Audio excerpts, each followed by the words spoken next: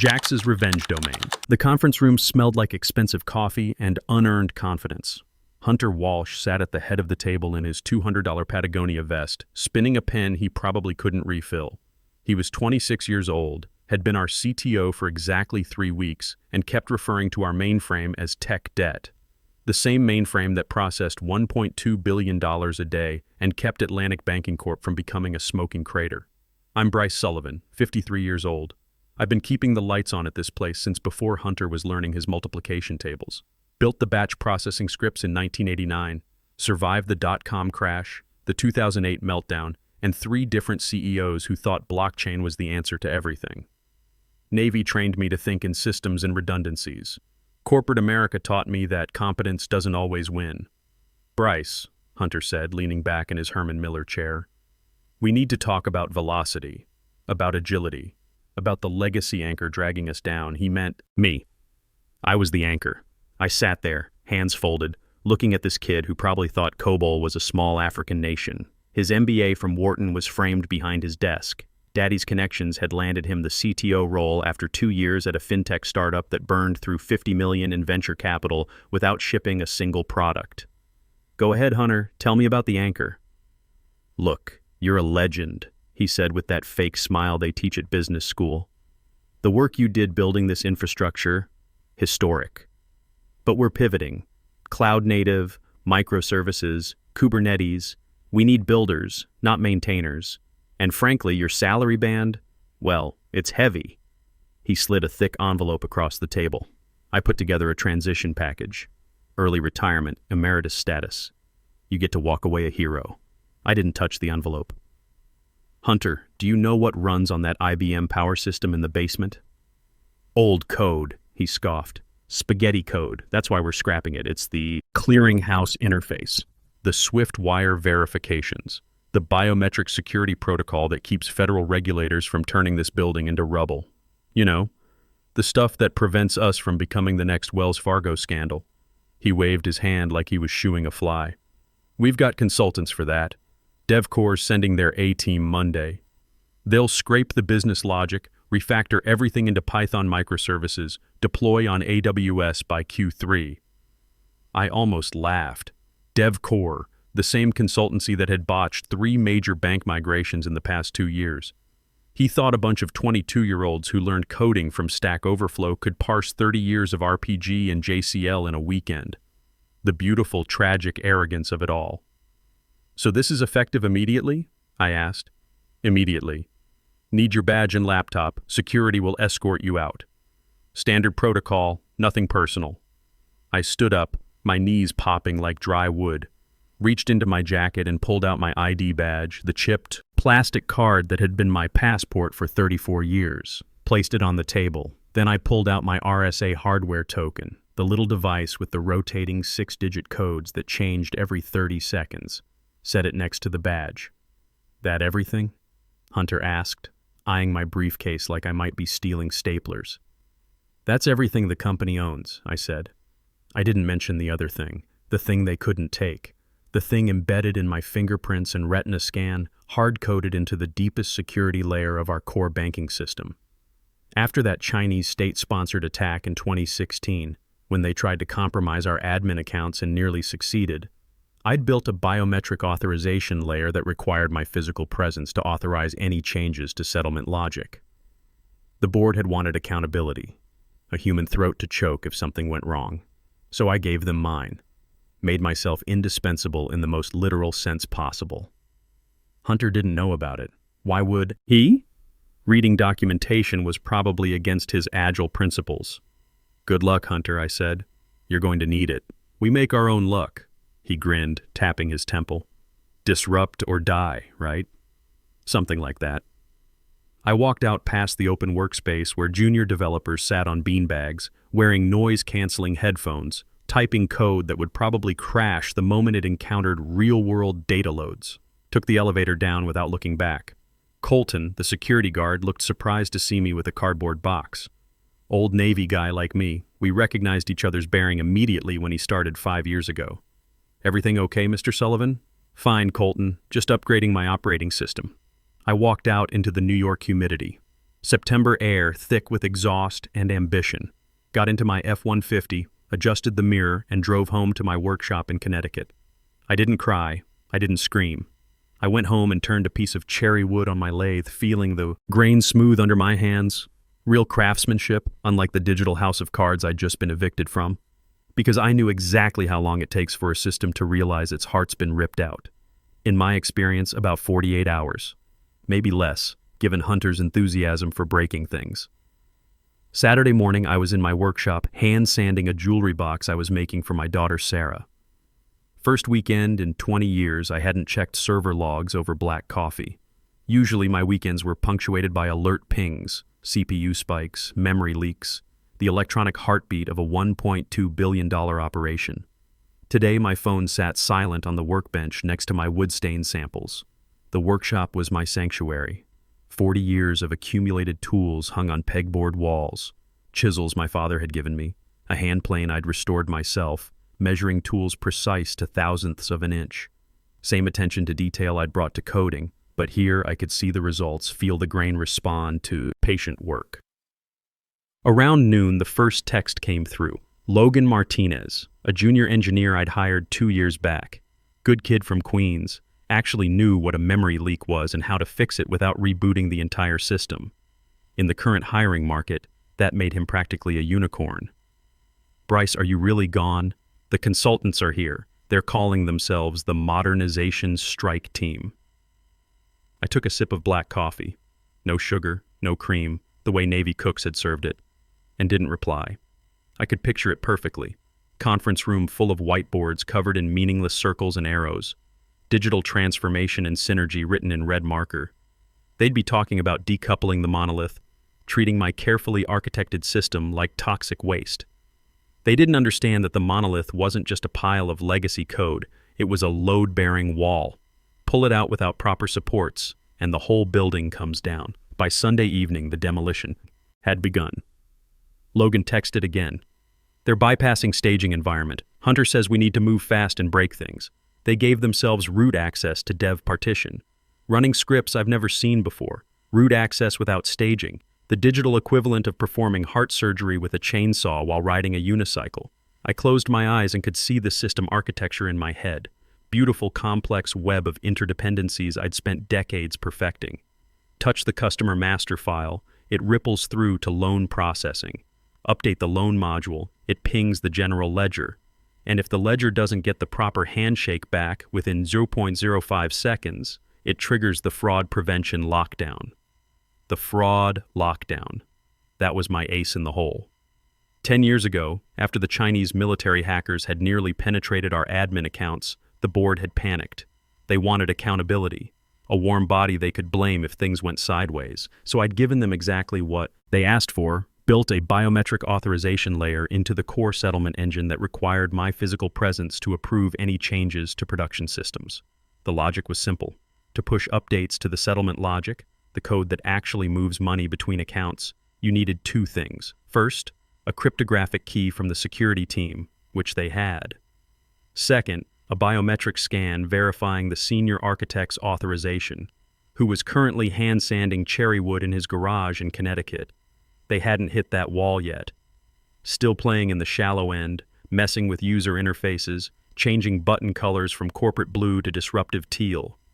They thought they were swimming laps. They didn't realize they were paddling straight toward Niagara Falls. I went inside and grilled a ribeye. Medium rare, salt and pepper, nothing fancy. One benefit of living alone since the divorce, nobody to tell me how to cook my steak. Lisa had always wanted it well done. Killed any flavor the meat might have had. Monday morning arrived with the grim inevitability of a system crash. I woke up at 6 a.m. out of habit, showered, put on jeans and a flannel shirt, my new uniform. No more ties, no more dress shirts that needed dry cleaning. Sat down at my home computer with a fresh cup of coffee. I wasn't logging into the bank's VPN. That would have been illegal, probably grounds for a lawsuit. But I still had access to the public-facing status page, the one customers could check. All systems operational, it cheerfully proclaimed in green letters. Lies. I knew what was happening inside that climate-controlled server room. The consultants were probably high-fiving each other over their weekend wins. They'd refactored the login screen, changed the submit button to match their style guide. Look at us. We're agile. We're disrupting legacy thinking. But 3 floors down in the basement, behind locked doors that required both keycard and biometric access, the IBM power system was watching, monitoring every command that came down the pipeline, checking access control lists that hadn't changed in a decade, looking for authorization patterns that weren't there. The system was patient. It had been designed by someone who understood that patience was a virtue in banking. Unlike Hunter's consultants, it didn't rush to judgment. It logged everything, cross-referenced permissions, and waited for proper authorization before executing anything that could affect real money. That was the difference between Navy training and MBA theory. In the Navy, you learned that systems fail. Equipment breaks, people make mistakes, so you build redundancy into everything, assume the worst-case scenario, and plan accordingly. MBA programs taught you to move fast and break things, which worked fine when you were burning venture capital on a social media app, less well when you were responsible for processing mortgage payments and Social Security deposits for 2 million customers. I poured another cup of coffee and waited. Logan would text again soon. He was too conscientious not to notice when the error log started lighting up like a Christmas tree. Too honest not to report what he was seeing. The kid reminded me of myself at that age. Technically competent, but still naive enough to think that competence mattered in corporate politics. He was about to learn the hardest lesson of his career. You can't patch human stupidity with better code. My phone buzzed, right on schedule. The cracks started showing Tuesday morning. Legacy systems don't usually explode all at once. They die by 1,000 cuts, each one bleeding a little more efficiency until the whole operation hemorrhages to death. It started with the audit logs. In banking, if you don't log a transaction properly, it legally didn't happen. And if it didn't happen but money still moved, that's not a software bug. That's a federal felony with mandatory minimum sentences. I was at Home Depot, comparing wood stains for Sarah's jewelry box, when Logan called. Not texted this time, an actual phone call. Bad sign. I let it ring 3 times. The instinct to fix, to troubleshoot, to dive into the problem was burned into my DNA after 34 years. But I looked at the neat rows of lumber, stacked precise and true, reliable materials for reliable work. Bryce, thank God you picked up. His voice was pitched higher than usual, tight with stress. Sounded like he was calling from a server closet. What's wrong, Logan? The transaction sequence IDs, they're jumping. We processed the morning batch and the numbers are skipping by thousands. The compliance dashboard looks like a slot machine, all red warnings. But Hunter told us to suppress the alerts. He told you to suppress compliance warnings? My voice went flat as hammered steel. Kid, that's like telling you to unplug the smoke detector because the beeping is annoying. He said it's just legacy noise.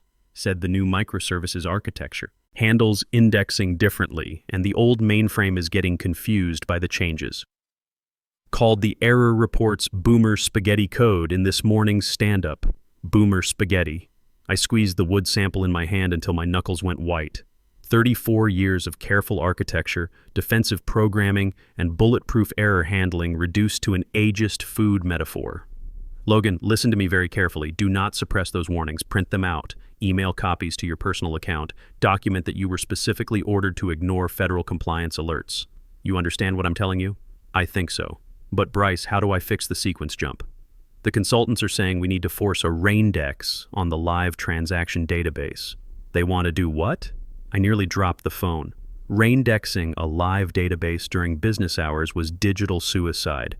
It would lock every table, freeze every transaction. The bank would effectively stop breathing. Hunter approved. It said we need to move fast and break things. The raindex is scheduled for 2 p.m. Logan, do not let them touch that database. You hear me?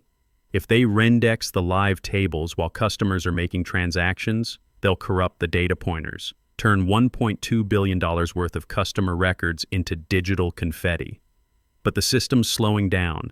Tellers are reporting 15-second delays on basic account lookups. Customers are starting to complain. Let it slow down. Go to lunch, Logan. Take a very long lunch. Sometimes the best thing you can do is nothing at all. Can't you just give me the emergency override code? I know you have one. I did know it. A 16-character hexadecimal string I'd memorized in 1997. 4A7F9E C8B1D6F3A. It would bypass the table locks. force cancel any running Raindex operation, and restore system stability in about 30 seconds. I can't help you, Logan. I'm retired, remember? I'm that legacy anchor that was dragging everyone down. You don't want anchors slowing down your agile development process. I hung up and stood there in the lumber aisle, heart hammering like an impact driver. Everything in me screamed to fix it, to save the system I'd spent my life building. I'd missed birthdays, anniversaries, vacation days to keep those lights on. But if I bailed them out now, Hunter would claim his methodology had solved the crisis. He'd learned nothing except that his incompetence had consequences that other people would fix. Next week, he'd try something even more catastrophic. I bought the wood stain and drove home to wait for the inevitable. By Wednesday morning, the small fires had become a 3-alarm blaze. Social media was lighting up. At Atlantic Banking app showing my account balance as $0. Fix your system. At Atlantic Banking can't transfer rent money. Been pending for 6 hours. What's going on? At Atlantic Banking website crashes every time I try to log in. This is ridiculous. I sat on my deck with a cup of coffee scrolling through the complaints. The bank's social media team was working overtime posting identical responses. We apologize for any inconvenience. We are currently upgrading our systems to serve you better by locking you out of your own money. Then came the internal leak that changed everything. Someone, probably Logan, though he'd never admit it, posted a screenshot on Reddit's r/sysadmin forum. It showed the mainframe's resource monitor, CPU usage pinned at 97%, memory utilization climbing toward redline, disk I/O thrashing like a dying fish. The consultants had deployed a Python script that was querying the entire transaction history database for every single user login attempt. Instead of checking a simple authentication table, it was doing full table scans across 15 years of historical data. A denial of service attack being launched from inside the building. The stock price started sliding. Down $1.20 by lunch, another $0.85 by close. Not catastrophic yet, but enough to get the board's attention. But tomorrow is Thursday, end of quarter, settlement day. In banking, quarterly settlement isn't optional. It's not an agile sprint you can extend or a deadline you can negotiate. By 4 p.m. Eastern on the last business day of the quarter, every bank in the country must reconcile its books with the Federal Reserve. Billions in commercial wire transfers, international clearings, and interbank settlements must be processed, verified, and transmitted. Miss that deadline, and the penalties start at career ending and escalate rapidly to congressional hearing with your name on C-SPAN. Thursday morning, I was 20 miles offshore in my 23-foot Boston whaler, rod in the water, phone turned off and locked in the tackle box. Perfect September weather. Crisp air, light chop, stripers running heavy before the water cooled. At Atlantic Banking, I knew exactly what was happening, minute by minute. 8 a.m. Quarterly batch jobs kicked off automatically. The mainframe began its ritual of aggregating 90 days of transaction data, normally a 2-hour process that ran smooth as clockwork. With Hunter's performance optimizations, it was probably choking on its own exhaust. 10 a.m., first warning bells, hash verification failures cascading through the system. The consultants had changed text encoding from EBCDIC to UTF-8 without updating the checksum algorithms. Classic rookie mistake. 11 a.m., full panic mode. Settlement window opened, but the system was locked in an endless verification loop, unable to release the wire transfers that kept America's banking infrastructure running. 11:15 a.m. I was reeling in a nice 28-inch striper when my phone started vibrating like an angry hornet in the tackle box. By the time I pulled it out, I had 47 missed calls, 15 voicemails, and 94 text messages. The desperation was almost musical in its escalation. Hunter 12:05. Bryce, pick up the phone. Hunter 12:08. Emergency situation, need your help. Hunter 12:15. Where's the override password? Hunter 12:20. I'm serious. Pick up now. But the one that made me smile was from Logan. Bryce, it's the Biometrics. System is asking for senior architect authorization. Hunter tried to pseudo around it. The mainframe just locked him out completely. Error code BF401. Unauthorized access attempt detected. Initiating Fortress protocol. There it was. The beautiful, inevitable moment when 34 years of defensive programming kicked in. The Fortress Protocol wasn't just an access denial, it was a declaration of war. When the system detected someone trying to bypass the biometric lockdown, it assumed the worst, hostile takeover attempt. Every external connection severed, all non-essential processes terminated, critical files encrypted with rotating keys, and a countdown timer, 4 hours to provide valid biometric authorization, or the system would assume total compromise and wipe its own encryption keys. Recovery would require physical tape restoration from our disaster backup facility in Colorado, a process that took 72 hours minimum. Atlantic Banking would be effectively dead for 3 days. In modern banking, that was a corporate death sentence. My phone rang.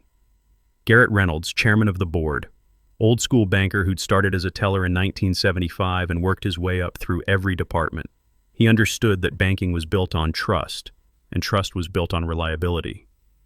Bryce. His voice was shaking, not with anger, but with pure terror. Where are you right now? Fishing, Garrett. Just caught a nice striper. Beautiful day on the water. The system is asking for your thumbprint. Hunter says we can't process a single wire transfer without your personal authorization. Oh, that old thing. Fraud prevention protocol I implemented after the Chinese hack.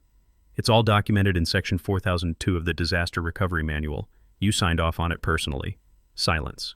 Then, Bryce, we have 90 minutes before the Federal Reserve closes its settlement window. If we miss that deadline, we are legally insolvent. The FDIC will seize our assets Monday morning. That does sound serious. Name your price, whatever you want. Just get to the office. I looked at my watch, 1:30 p.m.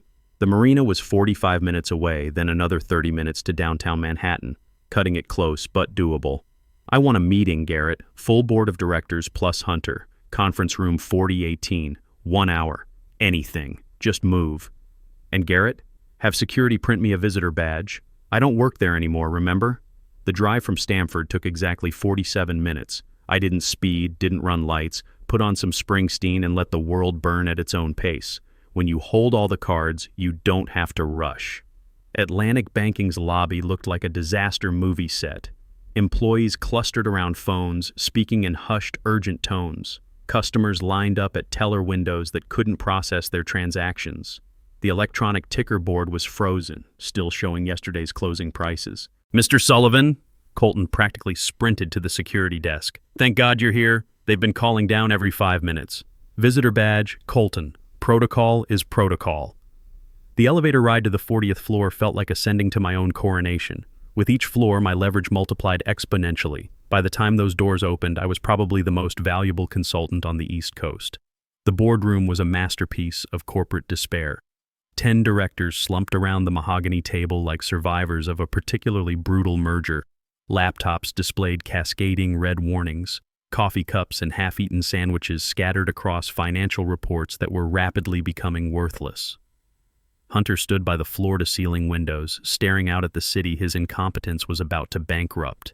His Patagonia vest hung open, expensive haircut disheveled. When he turned around, I saw something I'd never seen before in his eyes. Genuine fear. Bryce, Garrett said, standing. Thank you for coming. I didn't sit down. Remained standing at the foot of the table, briefcase in hand, visitor badge prominently displayed. Heard you had a technical issue. It's the biometric authorization, Hunter said, his voice cracking. We tried everything. Backup restoration, manual overrides, even called IBM support. But the system won't accept any commands without your physical presence. That's because it's working exactly as designed, I said calmly. You can't restore from backup during Fortress mode. The system encrypts its own file headers as a security measure. As for manual overrides, there aren't any. That was the whole point. I turned to Garrett. You have approximately 75 minutes before the Fed window closes. After that, Atlantic Banking becomes a very expensive paperweight. So fix it, a board member barked from the back of the room. I can fix it, I said. Takes about 30 seconds. Thumb scan, retina verification, system recognizes the senior architect, Fortress mode, disengages, settlement processing resumes. Your backlog will clear in about 15 minutes. Then do it, 3 voices said simultaneously. I smiled. I can't.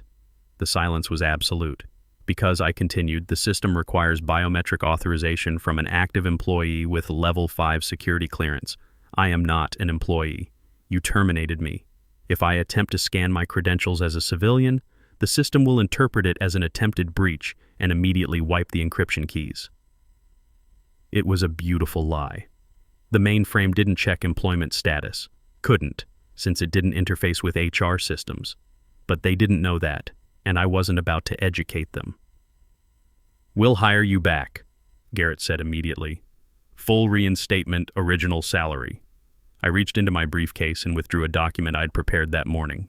I've drafted a consulting agreement, slid it across the table where it came to rest in front of Garrett like a legal grenade. "The rate," he whispered, adjusting. "His reading glasses. $450 per hour, 40-hour weekly minimum, plus quarterly retention bonuses." "Do the math, Garrett. It's considerably less than the $500 million in federal penalties you'll face for missing settlement." He kept reading, his face growing paler with each clause.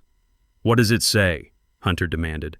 Garrett cleared his throat. "The consultant reports directly to the board of directors. The chief technology officer position will be restructured to report to the consultant for all matters involving core banking infrastructure."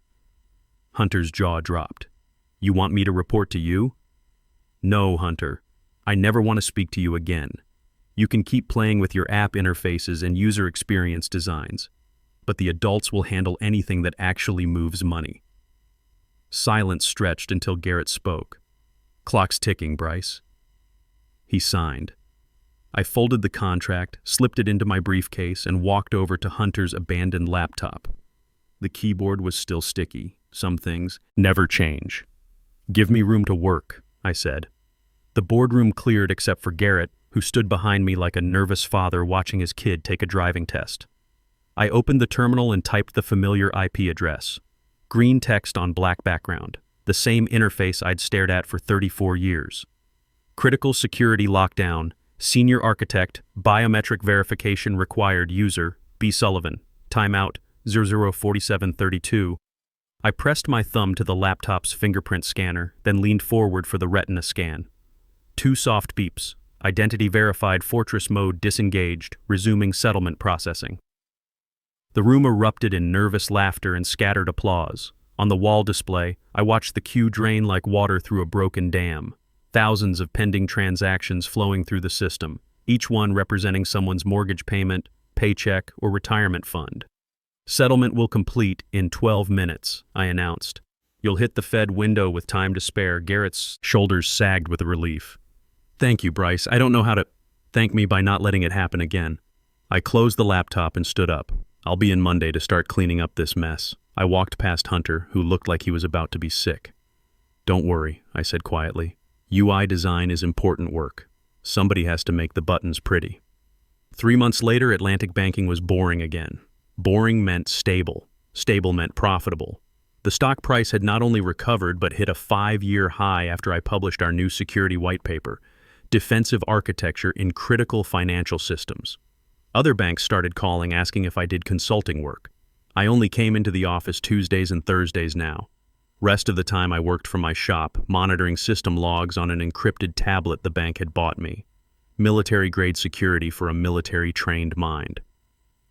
Hunter had lasted exactly 6 weeks after the settlement crisis. Officially, he'd decided to pursue other opportunities in the startup ecosystem.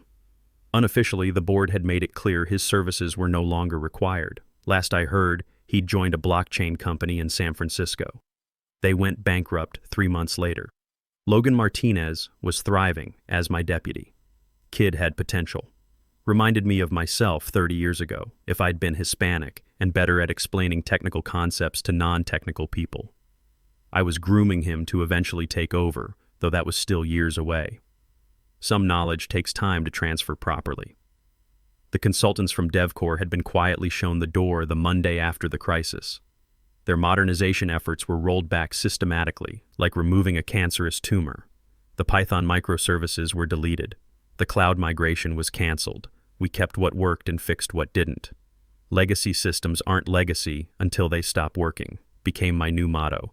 I had it printed on coffee mugs for the entire IT department. 6 months later, I was in my workshop on a Saturday morning, putting the finishing touches on a rocking chair for Sarah's new baby. my first grandchild, when my phone rang. Unknown number with a 312 area code, Chicago. Bryce Sullivan. Mr. Sullivan, this is Janet Brooks, CTO at Midwest Financial. I'm calling because we have a situation that sounds very familiar to what happened at Atlantic Banking. I smiled, setting down my sandpaper. Let me guess. New management, modernization initiative, and now your core systems are acting up? Our mainframe is in fortress mode. Our settlement deadline is Monday, and the only person who knew the override protocols just retired last month. I looked out my workshop window at the Connecticut countryside. October leaves were turning the color of money and rust. My consulting rate is $600 an hour now, I said. 2-day minimum engagement, and I'll need to speak directly with your board of directors, whatever it takes. I open my calendar app on my phone. I can be in Chicago Tuesday morning. But first, let me ask you something. How old is your new CTO, and does he own anything from Patagonia? Her laugh told me everything I needed to know. 1 year later, the call came while I was teaching Logan how to hand-cut dovetail joints in my workshop. Real craftsmanship, the kind that lasted generations, unlike the digital quick fixes that dominated his generation's thinking. Bryce, you need to see this. He held up his phone, showing a news article. Hunter Walsh, former banking executive, sentenced to 18 months for securities fraud. I read the article while Logan practiced his cuts. Hunter's blockchain startup had been a Ponzi scheme disguised as a cryptocurrency exchange. Investors lost $180 million before the SEC shut it down. The judge had been particularly harsh about Hunter's pattern of technological incompetence masquerading as innovation. Think he learned his lesson? Logan asked. I tested the fit of his joint, still a little loose but improving. Some people learn from their mistakes. Others just find new ways to make the same ones. My phone buzzed with a text from Garrett Reynolds. Board voted you a lifetime consulting contract. Whenever you're ready to fully retire, the offer stands. You've earned it. I looked around my workshop, tools my father had given me, projects for my grandchildren, the peaceful satisfaction of building things that lasted. Then I looked at Logan, eager to learn, hungry for knowledge that couldn't be Googled or crowdsourced. Maybe in a few years, I typed back. Still got some knowledge to transfer. I had learned something important in my 54th year. Real power isn't about having all the keys. It's about teaching the next generation which doors are worth opening and which ones should stay locked.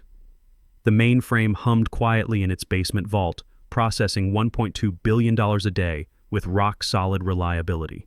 Boring, stable, and absolutely essential. Just the way I'd built it. Some anchors keep ships safe, in harbor. Others just drag them down. The difference is knowing when to drop anchor and when to pull it up and sail home.